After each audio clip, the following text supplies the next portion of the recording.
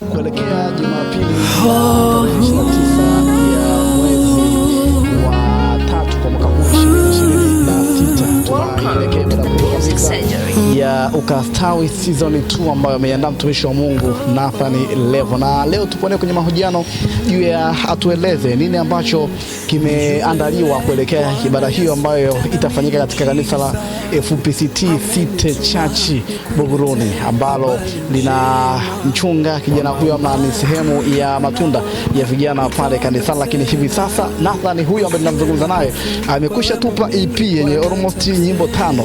Nyimbo hizo ambazo amezifanya kwa mara ya kwanza, kwa maana ya EP yenye nyimbo 5, ndivyo anatuletea mojawapo ya kazi zake kwa maana ya live recording na inakwenda kwa jina la Ukastawi season 2 ya na hii mapo. Leo hii niko naye hapa kupiga naye story au kwa uchache juu ya maandalizi ya koje. Nathan, Bwana Yesu apesi. Amina, amina. Namshukuru Mungu kwa nafasi hii, pia kwa waandishi wa habari kunitembelea. Nashukuru sana, Mungu abariki. Lakini pia kitu ambacho naweza nikasema, nimeandaa ibada kubwa, ibada ya kumtukuza Mungu ambayo imeambatana na live recording pamoja na mambo mengine na watu ambao tayari nimeshawaalika. Kwa hiyo namshukuru Mungu kwamba ni ibada ambayo ni ya kipekee na Mungu ndivyo ambavyo amekusudia niifanye kwa sasa. Na imekuwa ni tuseme ni kutokea kwenye ile Ukastawi, sasa hii ni Ukastawi season 2. Kwa hiyo tunafanya mwendelezo wa kile ambacho tukifanya mwaka juzi 2023. Yeah. Tunapozungumza juu ya Nathan Levo, hii ni mara ya pili tunafanya mahojiano, lakini mara ya kwanza nilikuuliza swali juu ya mpango. Tumetoa zile EP kwenye mfumo fulani ambao ulikuwa ni wa playback, kwa maana ya kuimba kwa CD ama kwa kifaa chochote, lakini mshindo nyuma. Lakini this time tunaenda na mfumo wa live recording. Ukanijibu kwamba muda wote saa yote tutafika huko, na napoliona hili kwangu ni hatua. Pengine kwa hiki ambacho unakifanya rasmi sasa ndo tunatoka kwenye mfumo ule mshindo nyuma tunahamia huko kwenye panda live recording, ama limekaaje? Kiukweli ni matamanio kufanya hivyo lakini mimi ni mtu ambaye napenda kufanya hizo sehemu zote. Zipo faida za kufanya live recording, lakini pia zipo faida kufanya playback.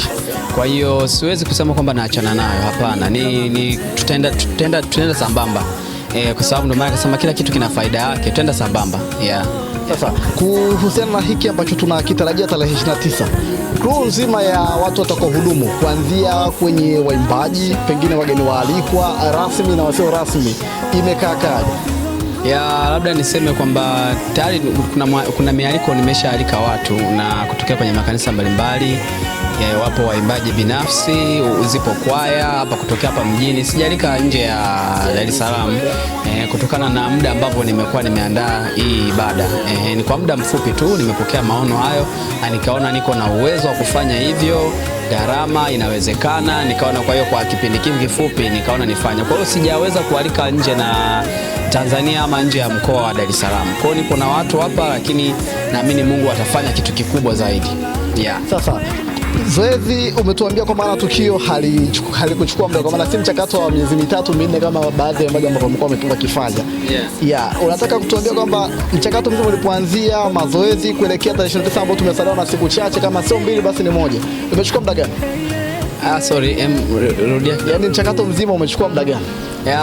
Katika kuandaa ibada, mchakato mzima una kama wiki 3, wiki 4. Siko mbali sana kwa sababu ni kutokea tu mwezi uliopita, ilikuwa mwezi wa ngapi, wa 2. Kwa nafikiri ndio nilianza kufikiria kitu kama hiki, nikaanza kuweka ratiba, mazoezi na maandalizi ya bajeti na namna gani. Kwa hiyo ni muda kama wiki 3 tuseme mpaka sasa hivi. Kwa mpaka shughuli itakapokuja kutimia itakuwa kwenye mwezi mmoja. Natamani kufahamu kwamba mara ya kwanza tukio la Ukastawi wakati linazinduliwa tulikuwa na mtumishi wa Mungu Kibonge wa Yesu, mmoja ya waimbaji ambao amekuwa akifanya vizuri sana hasa kwenye muziki wa injili nchini kwetu hapa Tanzania. Vipi kuhusiana na tukio la 29? Tutarajia ugeni wote maalum pengine kwa waimbaji ambao wamekuwa katika midomo ya watu ama katika vichwa vya watu kwa mara? Ni kweli tutarajie kuna waimbaji ambao watakuwepo, lakini watakao kuwepo ni tuseme ni underground. Ni underground, labda kusema bado hajapata majina sana.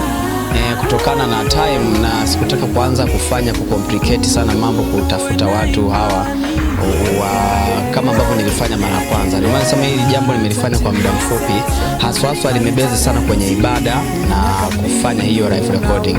Kwa hiyo ndio maana sikutaka kualika, kwa sababu tunajua mtu lazima umpe muda wa kutosha.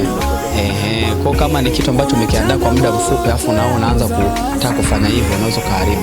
Na nafahamu hata Kibonge wa Yesu kipindi kile namwalika, nilikuwa kama mwezi mmoja hivi kama na nusu. Akamwambia bwana, ratiba hii na ratiba iko, kutokana na ratiba yako okay, imeingia, haina shida hiyo. Kwa hiyo sasa baada ya kuona ule uzoefu, kuona kwamba hawa watu wako namna hii na ratiba zao ziko hivi, kwa ndo maana nikasema